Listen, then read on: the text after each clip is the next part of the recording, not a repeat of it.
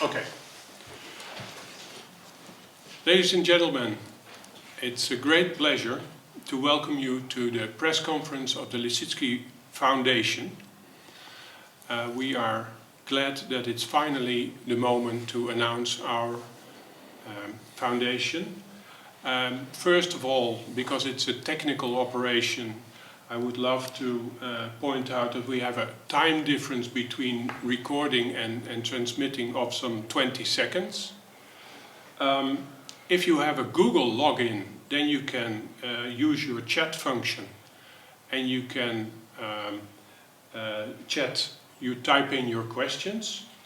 If you don't have that, then you should address your questions to info@lissitzky.org, which is the normal, traditional way you could say to email, and then we'll find your questions in our mailbox. Now, to start with, I would like to hand over to our director and the president of the foundation, Charles Esche, who will say a few introductory words. Sorry. Thank you, Willem-Jan, and thank you to all the people on the other side of the lens that I'm looking into for coming here today to celebrate the launch and establishment of this Lissitzky Foundation. I'm really delighted to be able to be here finally to announce the start of the foundation, which is a project that has been some years in the proper preparation. Actually, the whole project started in Novosibirsk in Siberia, a city that was once the exiled home of Sophie Lissitzky-Kupers. After the death of L. Lissitzky himself, she was sent to Novosibirsk during the Stalinist period. A few years ago, the new Novosibirsk, if we can say, the city in the Russian Federation, organized an international contest for a monument for L. Lissitzky to be built there. And given the depth of our Lissitzky collection, which I'll say a little bit more in a moment, the vanabbemuseum was invited to participate together with a jury of specialists which would decide on the design of the monument to L. Lissitzky that would be built. On that occasion, on that relatively cold occasion in Novosibirsk, I think in the winter, as a group, many of the jury members shared not only a fascination with this versatile and talented artist, but also agreed that a great deal of research still needed to be carried out on Lissitzky in order to understand what he had achieved, both in his work and his life.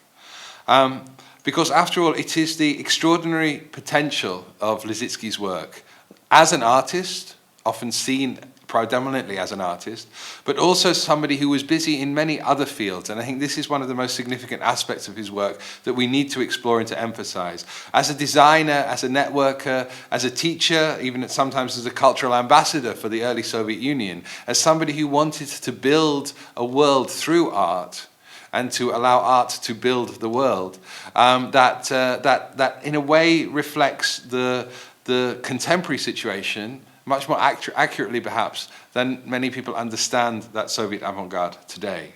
So he is both an influence on art history, and I think his place in art history is one that is yet to be claimed or to be fully claimed. And at the same time, he's extremely important for the art of the present. And in order to explore the potentiality of Lissitzky, his life and his work today, we believe that a dedicated organization would be very useful to structure and shape the research and to bring him and his work to a wider public. So last year, a number of these jury members who originally met in Novosibirsk came together and decided to go ahead with plans to create the foundation. And we at the vanabbemuseum took the lead in this process. Now, why would the vanabbemuseum, a museum in the provincial Netherlands, why would we be concerned at all with Lissitzky? Well, this goes back a long way, and to a story which includes my predecessor, John Leering, who was director here in the 60s. As many of you will know, because many of you are very familiar with Lissitzky, we hold the largest collection of works by the artist outside the former Soviet Union. The reason for that is that one of my predecessors, John Leering, acquired a huge collection from Switzerland at the time in 1968. This is a collection which is both works, artworks, and archival material. More recently still, we were given an extraordinarily generous donation of 20th century art books, which now form, if you look in our website, the LS collection, and are held within the library. And these included also many publications which we didn't have previously from Lissitzky himself.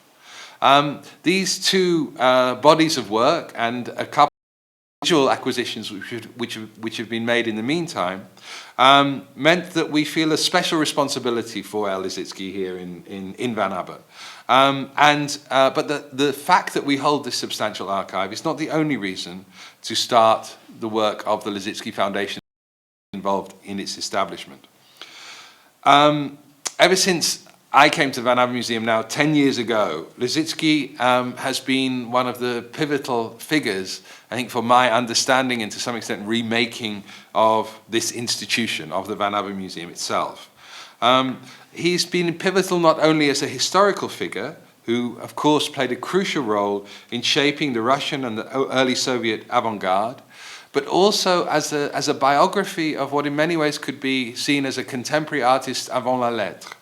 An artist who is working across different fields of activities, who understands education as being fundamental to his practice, who understands his engagement with the political field, with the attempt to persuade a perhaps skeptical population of the possibilities of the future, and the future of the state, the future of their own lives within community. That task, and of course it was a difficult task, a task which was hedged in and confined by the political necessities and political negotiations of the time. But that task felt to me when I first came here, and still feels to me, to be an extraordinarily contemporary activity. Not something which locates his work within a tradition of autonomous art, but something which explodes autonomous art into a series of interconnected fields in which one individual of his ability can be active at the same time.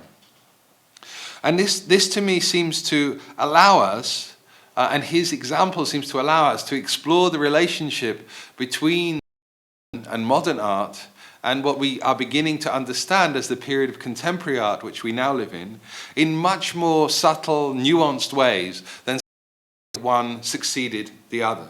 So to understand that there are intimate connections within the modern period that allow the contemporary to exist, and at the same time to understand that the contemporary is something which is not necessarily new, that it's simply aspects of the modern which have not been highlighted or explored or fully realized by the disciplines of art history been understood.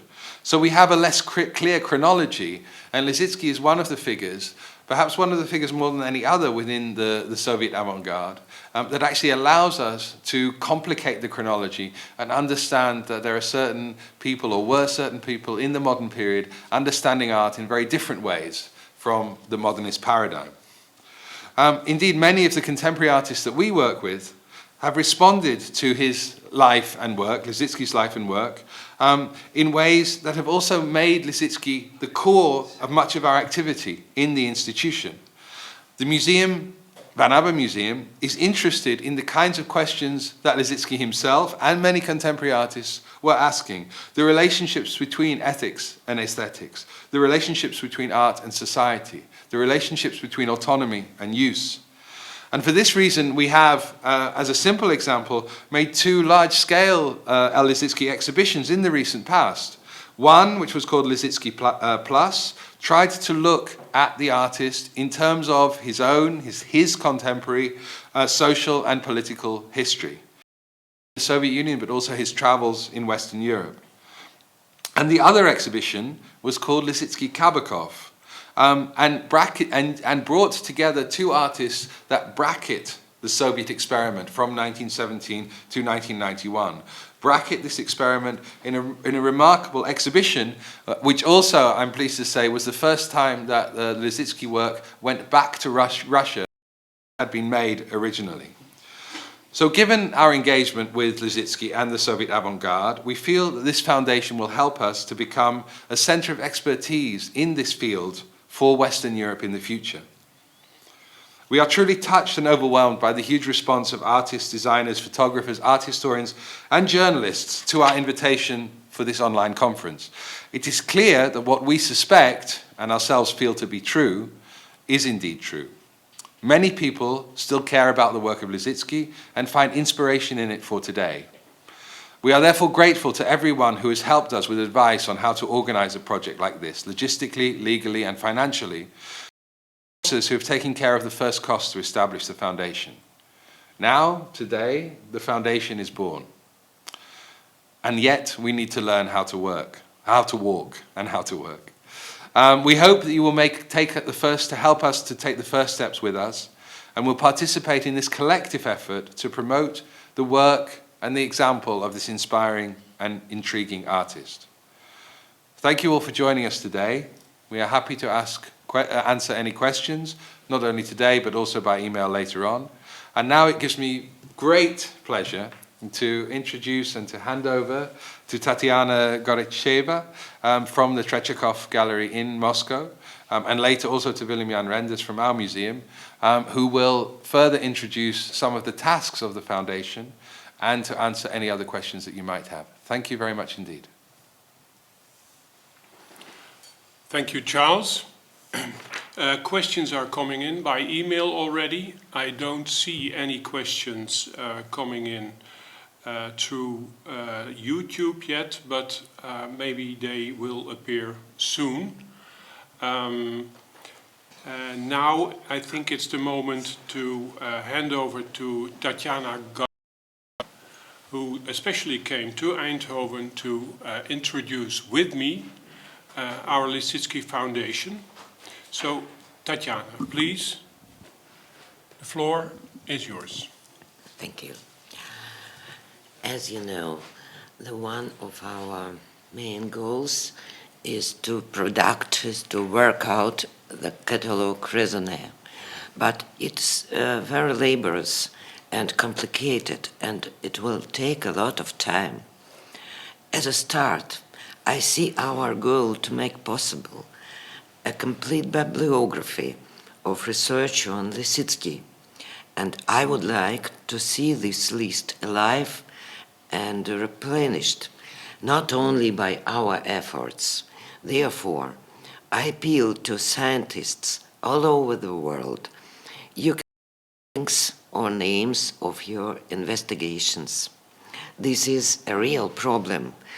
Very often scientists from different countries are not aware of each other's research, especially when articles are published in local editions and in local languages. I would like to see the site of the foundation, in addition to its other informing functions, to be a kind of a database serving as a support for research. Therefore, in the future, it is necessary to make a list of major museums and collections which store Lissitzky's work. And I think that we have to compile a list of archives that store his documents. At the moment, I'm working on the publication and commenting of previously unknown articles of Lissitzky of early 20th. These articles are from Hargiev's archive. It's now in Russia. These articles during one of the most interesting periods of his life, the period between suprematism and constructivism, the period of the start of his path from the impulse received from Malevich to his own invention, Prone. The objectives of the foundation also include working out the projects of exhibitions It opens up new prospects for cooperations, intersections, collaborations between the museums disposing of Lissitzky's works. I think that there is necessary the kind of exhibitions that defines and clarifies Lissitzky's place in the worldwide avant-garde art. For instance, Lissitzky and Bauhaus, Lissitzky and the Style Group, and etc., etc. I work in the Tretyakov Gallery in Moscow. Our collection includes about 300 works of Lissitzky acquired in 1959 from Sophie Cooper's, his widow. Our museum is ready for fruitful scientific cooperation with the Foundation and other institutions related to Lissitzky. Thank you.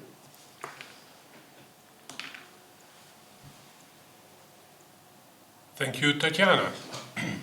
As Tatiana mentioned, we are inviting all institutions that work on Lissitzky, that have works by Lissitzky, that have archives by Lissitzky, documents, letters, etc., to work with us. This is also clearly stated on the website, and we look forward to receiving information on the work of Lissitzky. Now, in the meantime, questions are coming in. One of the questions, some of the questions, concern the catalogue raisonné. Of course, this will be a major operation, a major project of the new foundation. Compile information, collect information for a catalogue raisonné. It's a huge project. And one of the people who can tell us a lot about this project is Matthew Drutt. He's from our advisory board. And we have some questions relating to this catalogue raisonné. For instance, one question is, does the foundation hold copyrights of works by Lissitzky?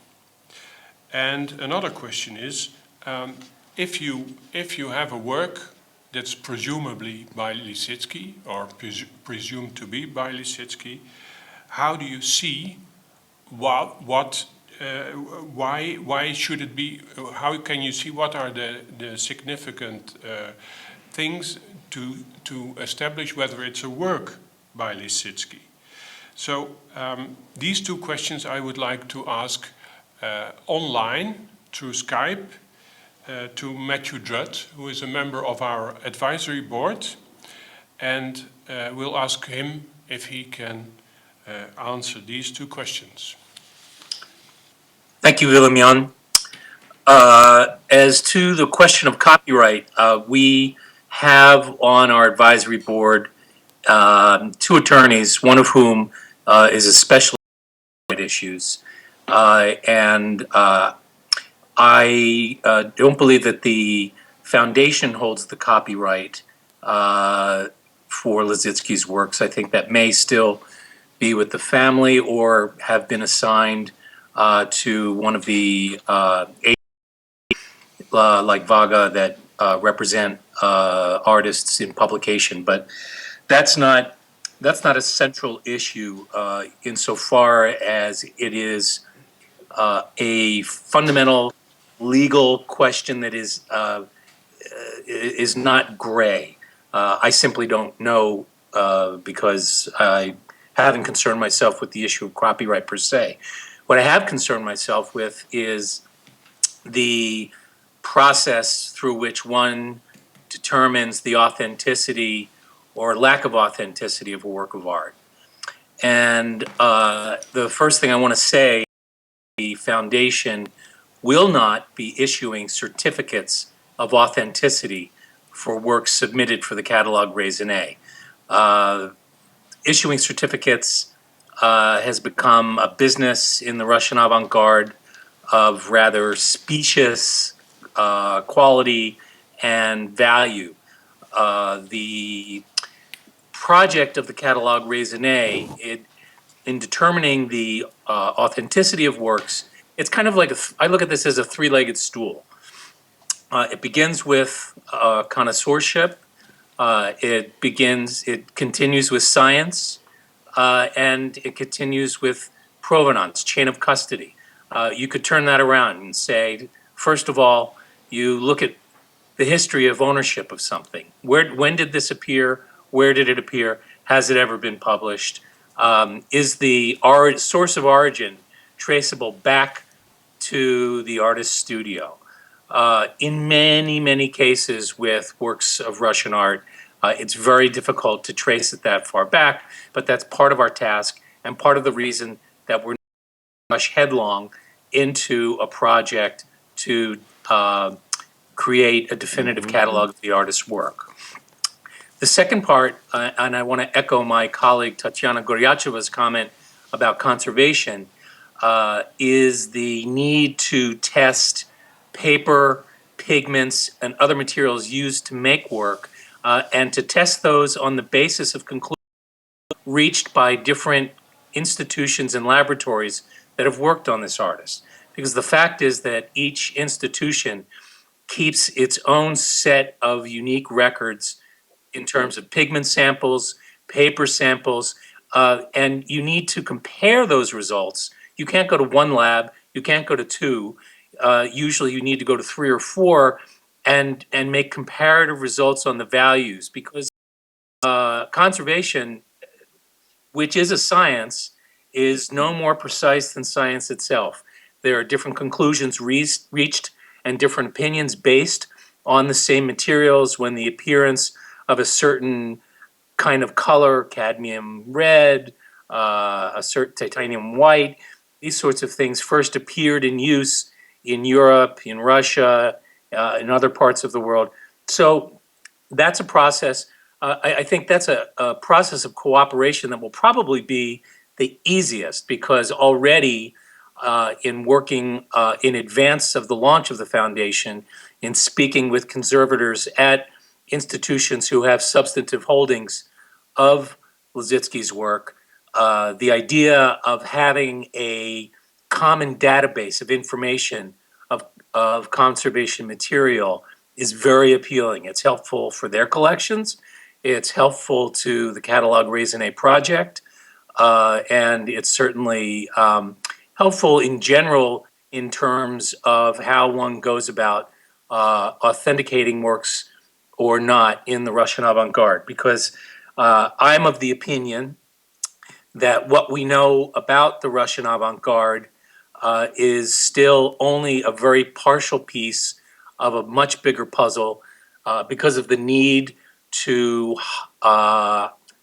remove works from public view during the 1930s, 40s, and 50s, when these works were banned from public view in museums, when there was fear of seizure by the police of private holdings. Many works that reached the West seized by the KGB and sold into the West. Their origin was kept anonymous. So there's a lot of kind of backtrack work to be done, and there's an ability to gain access to those records, and as they say, walk the cat back, and not only locate the origin of been in the West in public and private collections, but also to gain access to works of Lissitzky in private and public collections that are not well-tread, well-researched in Eastern Europe, in the Baltic states, in Georgia, in Eastern Russia, even in parts of Europe. We have to remember that art collecting and art collectors, especially private collectors, are often people of great privacy and don't wish to disclose sometimes the holdings that they have. And I know as a curator that in my career I've come across works of art that were not supposed to have survived, only to appear in a distinguished private collection with someone who simply did not want their collection publicized for reasons of safety and insurance and anything else. So To come back to the catalog raisonné, it's a group effort. It will involve members of the advisory board as well as outside scholars. There will be a process of submission of works for consideration that's described on the website. And coextensive with the work on the catalog raisonné, we will be organizing and supporting exhibitions of Lissitzky's work as they are appropriate and along the way. Whether they're collection-based exhibitions at different museums or loan-based exhibitions. And that's a role that I intend to play very actively with the foundation. There was a final point I wanted to make, which concerns the publication, the first publication that we're making of El Lissitzky's Jewish Period by Alexander Konsetikis. And this is a very important book. The history of the Russian avant-garde with Lissitzky's work in particular has tended to focus on the period of 1919 forward, because that's when he began to make his non-objective works under the influence of Kazimir Malevich. That's what the Russian avant-garde is often identified with in terms of revolutionary art and its great contribution to changing the look and feel of systems of art in modernism. And no doubt that is true. However, there is a fantastic and extensive body of material prior to 1919, beginning in 1910, that Konsetikis has for some 20 years. And he has compiled an incredibly valuable volume of this material. It's definitive as it can be. It's carefully researched. It will surprise you when it is published because of the sheer depth of work in that area, which is partially under the influence of Chagall and other Jewish artists living in and around Vitebsk and the area where Lissitzky was born originally. And it is very regional in character in some ways. It carries much of the Russian traditions that in early works by non-Jewish artists like Larionov and Goncharova. It shares with it some of this more kind of folkloric look and feel that I think many people don't recognize as being a focus of Lissitzky's work. Works have certainly appeared in survey exhibitions of Lissitzky, but in a very nominal way. And this gives us several hundred works in this period of incredible depth and value. And the second project that we have underway in terms of publication, Willem Yaman, I hope I'm not jumping the gun by talking about it, but it's the translation into Russian of the first major monograph on El Lissitzky that appeared in the West, written by his widow Sophie Coopers-Lissitzky in 1971, which was published in East Germany by VAB Verlag, and existed only in German until the early 1980s, when it was finally translated into English by Thames and Hudson and distributed in Europe and the United States. And it was at that point that Lissitzky's work really sort of came onto the radar, which is about 20 years Malevich's work came onto the Western radar. So we are dealing with an artist of incredible renown and incredible importance who, in spite of the fact that there have been many important exhibitions organized since the 1970s, still remains in many ways a mystery to many audiences because of the sheer diversity of his practice. He worked in painting, graphic design, advertising, architecture, typography. He collaborated with many artists, as Tatiana mentioned.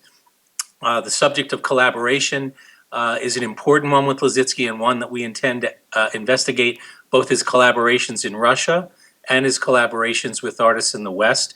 I think one can say without question that in terms of the avant-garde, Lissitzky was the ambassador for Russia to the West in the arts, collaboratively not only with artists in the West, but also as an ambassador for the values and ideology of the Soviet Union, doing exhibition design, press, the health exhibition in Dresden, numerous pavilions and exhibitions that propagated the system of the Soviet Union. And he did so believing, on the one hand, in the politics and the ideology of the new Soviet state, without releasing his talent for innovation in terms of design, installation, presentation. And so it's hard to get your mind around an artist who is so prolific and active. And that is one of the reasons the formation of this foundation is so important, because there needs to be an effort to try to corral all of these efforts. We stick with us for a moment because we still have a few questions that came in by email that you might respond to also. One of the questions is, there is already a lot of research on Lissitzky, and what are the areas of interest for research in the near future? So that's one concerning research. And the other one concerning research is also, what is the role of the foundation in relation to research? So could you briefly answer those questions? I could, but you're director of research. I have a question. I have an answer also, but well, we could. I'm happy to, but I've been speaking a blue streak. I can answer shortly, and I think you should also address the question. I will add. The role of research is the core enterprise of the foundation. Towards that end, collaboration with other institutions in the spirit of Lissitzky's work as a collaborative artist is also a core value of the foundation. So we have already begun to reach out to partner institutions with in-depth holdings of Lissitzky's work, and with people doing research on Lissitzky, and fully intend to invite them in as participants in this project. Okay, thank you. I may add that, well, there are, of course, a lot of areas that were not researched so much in the past and can be researched, and I name only a few. For instance, the photos of Lissitzky's and his photomontage work, but also very interesting, the creative process. How did Lissitzky work as an artist? Where did he take his inspiration from? How did he use abstract forms in his different fields of artistic activity? And to shortly answer the question of the function of the foundation in the research, of course we would like to promote the research, but also to establish a network, because, as you said, it's a collective effort. We cannot and we will not do this on our own. It's just we provide the platform, and we want to collect all information that there is from all over the world. So we want to establish a real network in order to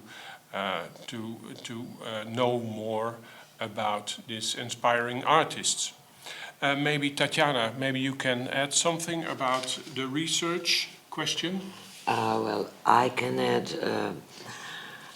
something about Lissitzky's theories. He wrote a lot of articles, and they are very, very much important. He was theoretician. It was a tradition in the art of Russian avant-garde. The theoretics were Kandinsky, Malevich, and Lissitzky also wrote a lot of articles analyzing suprematism, constructivism, the goals of architecture, and so on. And this is, I think that it's also a great deal to research. Sorry, I was looking at questions that are coming in now through our YouTube channel. And one of the questions is what forms of support can the Lissitzky Foundation supply for artists, for critics, etc.? And then the question is, apart from information exchange and building a Lissitzky heritage database. Well, I must say the priority for us, of course, is to establish this network of collective effort to research the work of Lissitzky. But it may very well be in the future that we could also initiate artist projects or critical writing. Could very well be, but it's a very early stage now, because we are very happy that we are so far, as far as we are now, and that we can announce the foundation properly. So it's too early, I think, to say we are going to do and artist projects and critical writing, etc., etc., etc. We should stick to what we have stated before in the first place, and then see how far we get with that. In the meantime, I can tell you also, sorry? I just want to add to that, that before we start administering money or grant to support outside research, we're going to be soliciting money and grants to support the foundation's Exactly. operations. And so that our primary task at the outset is to establish a foundation of financial support. We have a core foundation already in place, but obviously with the ambitions of the foundation, that nest egg will have to grow. And so part of our project is fundraising, and fundraising to support directly our efforts before we can become a charity that in turn supports efforts outside the foundation. Thank you, Matthew. We couldn't state it more clearly. I think, oh, there's another question coming in at the moment. What about facsimiles? Well, of course, facsimiles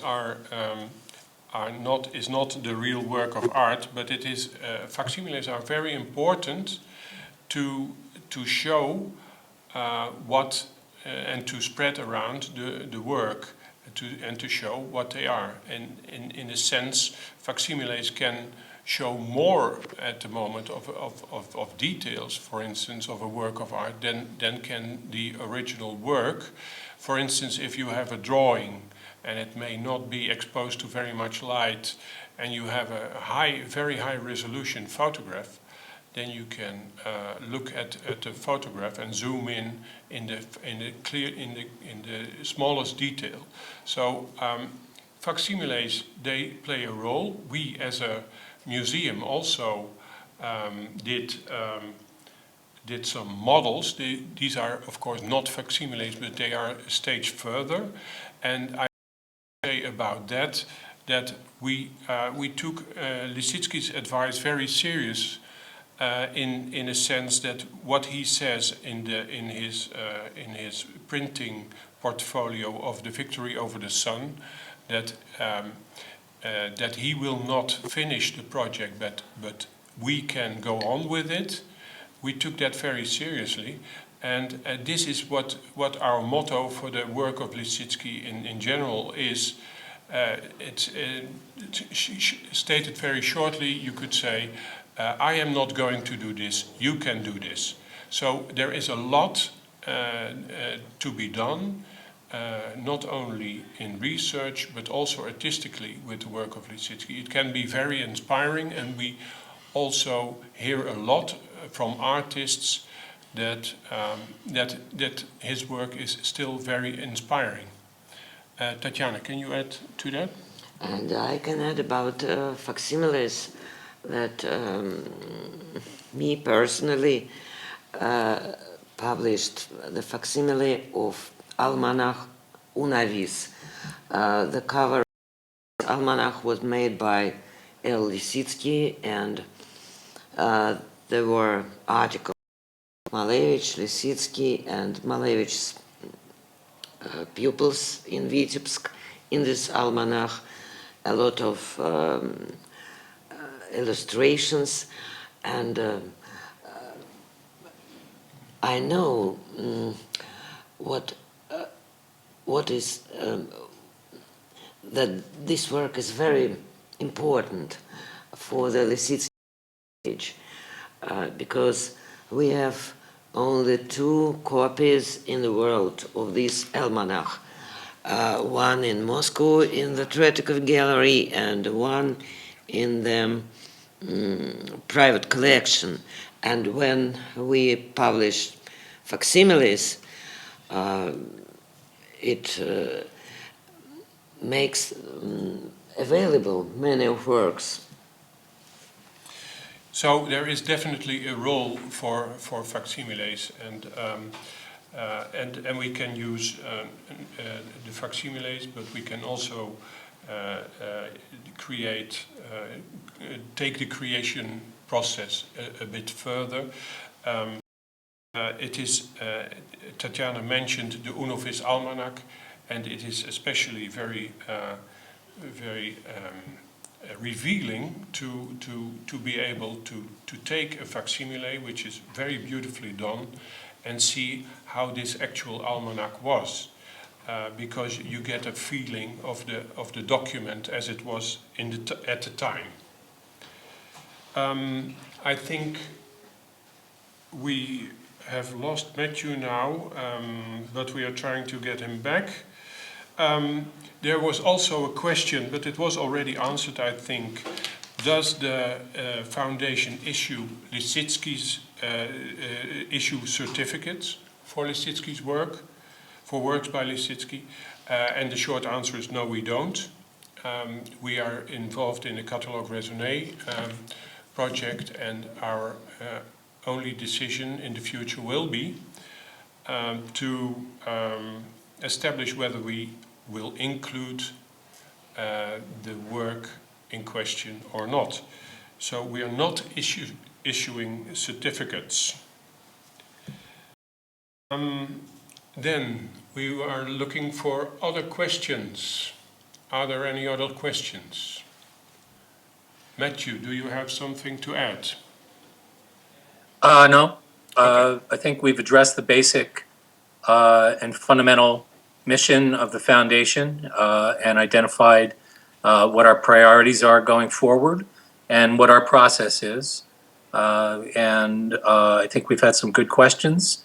And of course, I expect now that we've announced there will be follow-up questions, which you can address to us at lissitzky.org, info@lissitzky.org. Mm-hmm. And we look forward to the work that we do together in the years ahead. Okay. Thank you. Oh, there is another question coming in now. We can do that. Concerning the works of L. Lissitzky, could you please comment on this, on its progress? Can you do that, Matthew? Well, the comment on its progress is simply to say that the work has already begun. We're at the very beginning of a process, and this process, as I say, is not only limited to works on the market or in private collections, but also public collections. There are questions surrounding works in public collections, and most likely, given the desire to work in a collaborative manner with other institutions that have in-depth holdings of Lissitzky's work and have conservation research, in my mind, our priority would be to get to the table with these institutions and begin the process of vetting our own collections to make certain that our own holdings are beyond question and form the solid foundation from which we can work to compare other works that come our way, both known and unknown. As I say, I do believe, unlike many of my colleagues, I do believe that there are works that are authentic by Lissitzky that haven't been documented. There are also works out there by Lissitzky that have been authenticated that are not. And we will simply do that work methodically. And since we all have other jobs and responsibilities, this is not a full-time job for any of us, but we meet at the very least on a quarterly basis. We've already had 3 meetings of the foundation since its establishment, and that's only since last year. So we have taken a very active role in putting our heads together and getting this foundation off the ground. If you only knew what the last few days were like just to get the website in place, you'd understand we're working around the clock to make sure that things are correct and clear and accessible. And so my comment about the status of the research is that we have begun, it's the early stage, but the publication of Conceticus's book, I think, will be a major contributor to the research on Lissitzky and will take some time for people to absorb and evaluate, because I think it's going to fundamentally change the view of what Lissitzky's focus was as an artist in the early stages of his career and how it relates to his later work, because there is a line of continuity in any artist's work. It's not like you make one thing and make a complete and absolute break. Past, as much as artists want you to believe that, it's not the case. So we await the publication of Conceticus's book. We await the translation into Russian of Sophie Lissitzky-Cooper's book. And we await our meetings moving forward with potential partner institutions to begin the dialogue and process of putting together the kind of information that we will need to establish a common foundation for moving forward. Okay, thank you, Matthew. I think, well, there are no more questions. One final question, that is the competition in Novosibirsk that Charles already mentioned, which was originally one of the founding places for this foundation. What is the stage of, in what stage is this competition for the monument, the Lissitzky monument in Novosibirsk? I must say we do not know at the moment, but we must also say it is not a project of the Lissitzky Foundation. So the city of Novosibirsk is trying to establish a monument for Lissitzky, and we hope they will go along with these plans. But at the moment, we do not know the stage of this project, of what the stage is, what the status is. Tatjana, we are going to round up.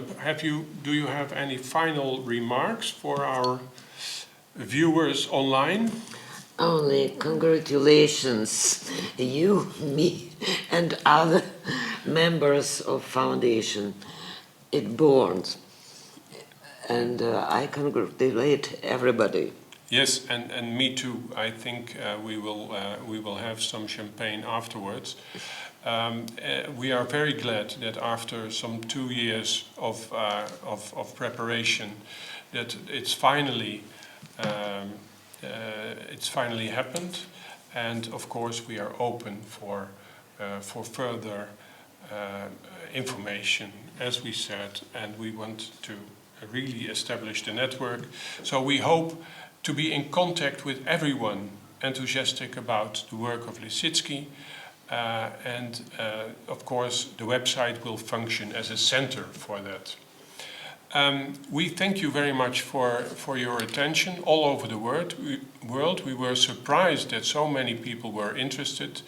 Not everyone has joined us in this transmission, but we will put it on the website also, so people that didn't have time to look at it now will be able to look at it later. It was a pleasure to do it, but it's, I must say, very difficult to sit here, talk to an audience that is not present. So it's a bit of a strange experience, but I hope we gave you some initial information about our ideas and about the project. Well, thank you very much for your attention. William, Yes? Oh, and Could I Matthew? just add? Yeah? Could I just add? I think we should acknowledge the board of directors and the other members of the advisory board, including people who are not sitting on those boards, whose efforts have been central to the formation of the foundation.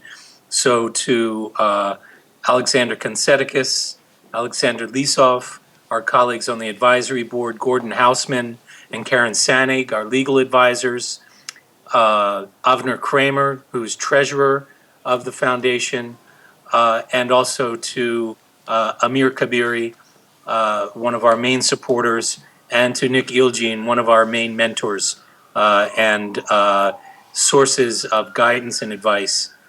We want to acknowledge, with thanks, their role in helping us get this off the ground. Thank you. I had that on my notes, and I completely forgot about it in all this They're always turmoil. front in my mind because I rely on them for advice all the time. So, And as do we here. Thank you very much, Matthew, and thank you again also the advisory board and the people in the background and the vanabbemuseum colleagues here, the technicians who made it all possible. We are very glad that we are finally existing as a Lissitzky Foundation. Thank you, Tatiana, for coming to us and helping us with this conference.